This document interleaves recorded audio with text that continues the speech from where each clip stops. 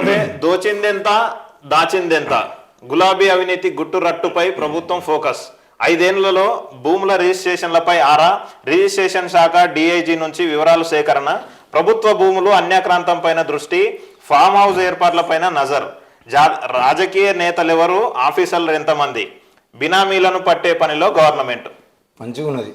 అంటే ఇప్పుడు పాలించే పనిలో లేరు, వీళ్ళని పట్టుకునే పనులు ఉన్నారు ప్రభుత్వం. అసలు పాలిద్దామంటే వీళ్ళ దగ్గర డబ్బులు లేవు, కాంగ్రెస్ పార్టీ దగ్గర పైసలు లేవు. రెండవది ఇప్పటికిప్పుడు ఏదైనా పథకాలు తీసుకొచ్చి మొత్తం ప్రజల ముందు పెడదామంటే లోక్సభ ఎన్నికలకు ముందు ఇందులో పథకాలు వచ్చిన వాళ్ళు కనుక అంటే రాని వాళ్ళు ఎవరన్నా పార్టీకి వ్యతిరేకంగా మాట్లాడితే ఏమవుతుందో అనే భయము. ఇప్పుడు ఎమ్మెల్సీ స్థానాలు ఇవ్వడంలో కానీ కార్పొరేషన్ చైర్మన్ల పదవులకు సంబంధించిన విషయంలో కానీ వాటన్నిటిని ఆపడానికి ప్రధాన కారణం కూడా ఎవరికైనా టికెట్ అంటే ఎవరికైనా పదవి ఇచ్చి ఇంకొకరు పదవి ఇవ్వకపోతే వాళ్ళు పోయి మళ్ళీ వేరే పార్టీలో చేరితే మా పార్టీకి మా ఏంటి ఓట్లు తగ్గేటువంటి అవకాశాలు ఉంటాయి. ఒకవేళ వీళ్ళు మా పార్టీ నుండి వీడిపోతే బాగుండదు, మళ్ళీ పార్టీలో అంతర్గత కలహాలు వచ్చేది బాగుండదు అని చెప్పేసి లోక్సభ ఎన్నికల వరకు అయితే ముఖ్యంగా ఎమ్మెల్సీ విషయంలో కానీ కార్పొరేషన్ విషయంలో కానీ ఆపిరు. ఇకపోతే ముఖ్యంగా ఇప్పుడు ఏం జరుగుతుందంటే ఈ పథకాలను ఏది తీసుకొచ్చి ముందు పెట్టాలని కూడా డబ్బులు కావాలి. మా డబ్బులు కేంద్రం పోయి నరేంద్ర మోడీని అడిగితే నరేంద్ర మోడీ లోక్సభ ఎలక్షన్స్ అయిపోయేంత వరకు నీకు ఏ రూపాయి నేను, ఎందుకంటే మీకు ఇచ్చేదంటే మీరు అభివృద్ధి స్టార్ట్ చేసేదంటే మీకు ఎమ్మెల్సీ ఎంపీ సీట్లు గెలిచేటువంటి అవకాశాలు ఉంటాయి, అప్పుడు మా బీజేపీకి రాబడిపోతుందని చెప్పేసి అమిత్ షా ఉన్న నరేంద్ర మోడీ ఎట్టి పరిస్థితుల్లో కూడా కేంద్రం నుండి నిధులు రాకుండా చూసుకుంటామని చెప్పేసి వాళ్ళైతే చూసుకుంటా ఉన్నారు. ఇప్పుడు బీజేపీ కాంగ్రెస్కు డబ్బులు ఇచ్చి అభివృద్ధి చేసేటువంటి అవకాశం అయితే కనబడట్లేదు. ఇకపోతే రెండవది రాష్ట్రంలో ఏమైనా నిధులు ఉన్నాయనంటే 7.5 లక్షల కోట్ల అప్పు సంబంధించిన విషయంలో వాళ్ళే శ్వేతపత్రం విడుదల చేసి ఇప్పుడు ఏంటి ముఖ్యంగా ట్రాఫిక్ చలాన్లకు సంబంధించిన విషయంలో సబ్సిడీ ఇచ్చి దాని నుండి దీని నుండి ఇంకో రెండో విషయం ఏంటంటే మొన్న వీళ్ళు ఏం చేశారంటే భూములకు సంబంధించిన విషయంలో కానీ బిల్డింగ్లకు సంబంధించిన విషయంలో కానీ ఆ బీఆర్ఎస్ ఎల్ఆర్ఎస్ అనే 2 పథకాలకు సంబంధించిన విషయంలో ఎవరైతే ఆ భూములను ఇండ్లను రిజిస్ట్రేషన్ చేసుకున్నారో వాళ్ళు మళ్ళీ తిరిగి మళ్ళీ ఏంది దాన్ని రెన్యువల్ చేసుకునేటువంటి ప్రయత్నంలో రెన్యువల్ జరగలేదు. ఆ రెన్యువల్కి సంబంధించిన ఫీజులు అన్నింటినీ వాపస్ తీసుకోవాలి అంటే మళ్ళీ కట్టించుకోవాలనే ప్రయత్నం కూడా చేసారు. మరి దాని నుండి ఎంత ఆదాయం వస్తుంది, ఎంత ఆదాయం వచ్చినా కూడా ఒక్క పథకాన్ని కూడా సరిపోదు. కాబట్టి ఇప్పుడు ఏం చేయాలని అర్థం కానటువంటి పరిస్థితుల్లో అంటే బీఆర్ఎస్ దొంగలు బీఆర్ఎస్ దొంగ అనే పరిస్థితి. మా జాగా అంటే చాలు రాసిచ్చేశారు, నిబంధనలకు విరుద్ధంగా క్రమబద్ధీకరణ, ఒక్కో కుటుంబానికి 100 కోట్ల లాభం, జీవో 59 కింద భూముల రెగ్యులరైజేషన్ లో మాయాజాలం.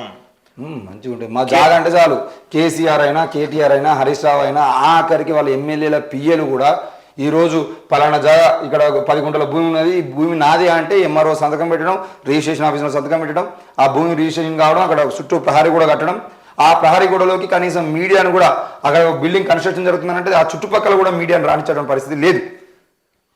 కేసీఆర్ పాలనలో బీఆర్ఎస్ లీడర్లు పెద్ద ఎత్తున ఆస్తులు కూడబెట్టుకున్నారని కాంగ్రెస్ పదే ఆరోపించింది. పొలిటికల్ లీడర్లతో పాటు బ్యూరోక్రాట్స్ వారి బంధువుల పేర్ల మీద విలువైన భూముల రిజిస్ట్రేషన్ జరిగినట్టు ఆరోపించింది. గులాబీ హయాంలో జరిగిన అవినీతిని వెలికితీసేందుకు కాంగ్రెస్ ప్రభుత్వం సిద్ధమైంది.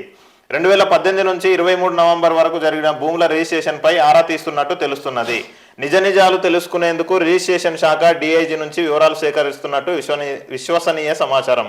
ఎవరి పేరు మీద ఎన్ని ఎకరాల భూములున్నాయి, ప్రస్తుత మార్కెట్లో వాటి విలువ ఎంత అనే ఇన్ఫర్మేషన్ తీసుకుంటున్నట్టు తెలిసింది. లీడర్ల ఆస్తుల గుట్టురట్టు విప్పే ప్లాన్. బీఆర్ఎస్ ప్రభుత్వం హయాంలో హెచ్ఎండిఏ పరిధిలో సుమారు 10,000 ఎకరాలు గులాబీ లీడర్ల చేతుల్లోకి వెళ్ళాయని అనుమానిస్తున్నారు. 10,000 ఎకరాల భూములు ఈరోజు బీఆర్ఎస్ లీడర్ల చేతిలోకి పోయేది ఉంటే ఒక్కో ఎకరము దాదాపు ఎన్ని కోట్ల రూపాయలు విలువ చేస్తుందో మీకు ప్రభుత్వ అంచనాల ప్రకారమే 100 కోట్ల రూపాయలు ఇక్కడ హైదరాబాద్లో పోయినటువంటి పరిస్థితి మనం చూసినాం. మరి ఒక ఎకరం 100 కోట్లకు మాట్లాడుకున్నా కూడా 10,000 ఎకరాల భూమి అని అంటే ఎన్ని వేల కోట్ల ఆస్తులు ఉన్నాయి. ఈరోజు బీఆర్ఎస్ ఏ పథకాన్ని ప్రజలకు సంబంధించిన పథకాల్లో ప్రజలకు లాభం చేకూరేటువంటి పథకాలు ఏం తీసుకురాకపోయినా మేము గెలుస్తామనే ధీమా వాళ్ళకి ఎందుకు ఉండేది అని అంటే ఒక్కొక్క దగ్గర వేలాది కోట్ల రూపాయలు, లక్షల కోట్ల రూపాయలు వాళ్ళకు ఆస్తులు ఉన్నాయి. కాబట్టి అక్కడ 10 ఎకరాలు అమ్మేది ఉంటే ఆ 10 ఎకరాల పైసలతో మనం మళ్ళీ ఎమ్మెల్యే గెలవచ్చు, అవసరమైతే 200 కోట్లు 500 కోట్లు ఖర్చు చేసినా పర్లేదు మనం ఎమ్మెల్యే గెలుస్తామనే ధీమాతో వాళ్ళు ఆ రోజు రాజకీయాల్లో వాళ్ళు ప్రజల కోసం ఏం పని చేయకుండా ముందుకు వేయడానికి ప్రయత్నం చేసిర్రు. మరి ఆ 10,000 ఎకరాలకు సంబంధించిన హెచ్ఎండిఏ పరిధిలోనే 10,000 ఎకరాలు అంటే మరి గ్రామాల్లో ఉన్నటువంటి భూములు ఇప్పుడు హన్మకొండ శివార్లోకి వెళ్తే హన్మకొండలో ఒక ఎమ్మెల్యే దాదాపుగా ఒక్కొక్క ఊర్లో 10 ఎకరాల భూమిని కొనుక్కున్నాడు. అంటే వాళ్ళ నియోజకవర్గంలో 5 మండలాలు ఉండే 5 మండలాల్లో ఒక్కొక్క మండలానికి దగ్గర ఎంత లేదన్న ఒక 100 ఎకరాల భూమికి ఆయన ఆసామి. అంటే 5 మండలాలు తీసుకుంటే 500 ఎకరాల భూమిని ఆయన కబ్జా చేసిండు. మరి అట్లాంటి ఎమ్మెల్యేలు కూడా ఉన్నారు. అట్లాంటి ఎమ్మెల్యేలు మేము గెలుస్తాం, ఏమున్నది రాబాయ్, 100 ఎకరాలు అమ్ముదాం, 100 ఎకరాలు అమ్మితే 1000 కోట్లు వస్తాయి, 1000 కోట్లు 500 కోట్లు ఖర్చు చేద్దాం, 500 కోట్లు దాచిపెట్టుకుందాం అనే ధీమాతో ఉండేది. మరి అది ప్రజలు అర్థం చేసుకోవాలనుకున్నారో లేదంటే పైసలు పంచితేనే ప్రతిసారి గెలుస్తాం అనుకున్నారో ఏమనుకున్నాం, కానీ ఆ తలపొగరు వల్ల ఈరోజు అక్కడ కొత్తగా వచ్చినటువంటి నాయకులు, మొదటిసారి రాజకీయాలు వచ్చిన నాయకులు కూడా గెలిచి చూపించారు. మరి అది మీ లోపమా, మీరు చేసిన అన్యాయం అనేది కూడా ప్రశ్నించుకోవాల్సిన అవసరం ఉంది. ఇకపోతే 2018 నుంచి 2023 నవంబర్ వరకు జరిగిన భూముల రిజిస్ట్రేషన్లపై ఆరా తీస్తున్నట్టు తెలుస్తుంది. ఆరా తీయడము, గీరా తీయడము, శ్వేతపత్రం విడుదల చేసి చేతులు దులపడము ఇది కాదు కావాల్సింది. మీరు మీ 6 గ్యారంటీలను అమలు చేయడంతో పాటు అన్యాయం చేసారు 10,000 ఎకరాలకు సంబంధించిన విషయంలో కానీ లేదంటే ఇల్లాంటికి సంబంధించిన విషయంలో కానీ ఏ విషయంలో అయినా ఇప్పటి వరకు ఎవరిని ఎందుకు అరెస్ట్ చేస్తలేరు? ఇన్ని వేల ఇప్పుడు మీకు శ్వేతపత్రం విడుదల చేయడానికి కరెక్ట్గా వారం రోజులలో 10 రోజులలోనే ప్రభుత్వం ఏమేమి అన్యాయం చేసింది ఏంది అనేది మొత్తం శ్వేతపత్రం విడుదల చేసి మీరు బజార్లో పెట్టిరు, అసెంబ్లీలో పెట్టిరు. మరి 10 రోజులలోనే అధికారులందరినీ కూర్చోబెట్టి ఏం జరిగింది ఎట్లా జరిగిందని మొత్తం లెక్కలు తీసేటువంటి ధైర్యం ఉన్నటువంటి మీరు ఎందుకు 10,000 ఎకరాలకు సంబంధించిన భూములు అన్యాక్రాంతమని చెప్తున్నటువంటి మీరు వాటికి సంబంధించిన లెక్కలు తీసి రిజిస్ట్రేషన్ ఏం జరిగింది 2018 నుండి 2023 వరకు జరిగిన రిజిస్ట్రేషన్ ఏంది, అందులో ఏ ప్రభుత్వ భూములు ఎంత ఉన్నాయని చెప్పేసి కంప్యూటర్లో కొడితే ఒక రోజులో బయటికి రావా? తెల్లారంగా ఈ భూములు ఎట్లా రిజిస్ట్రేషన్ అయినాయి అని చెప్పేసి ఆ రిజిస్ట్రేషన్ చేసిన అధికారులను ఆ ఎవరి పేరు మీకు మారిందో వాళ్ళందరూ తీసుకొచ్చి అరెస్ట్ చేసే దమ్ము మీకు లేదా?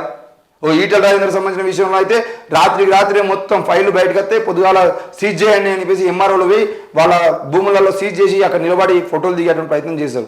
మరి మీరు అధికారంలోకి వచ్చిన తర్వాత 10,000 ఎకరాలు, ఈ 10,000 ఎకరాలు మీ పేరు మీకు రిజిస్ట్రేషన్ కావడం కోసమా లేదంటే ఆ 10,000 ఎకరాలు మీ వాటా ఇంత అని చెప్పేసి తేల్చుకోవడం కోసమా? ఈరోజు ప్రజలతో మీరు ఆడుతున్న డ్రామా అయిందని కూడా చెప్పాల్సిన అవసరం ఉంది.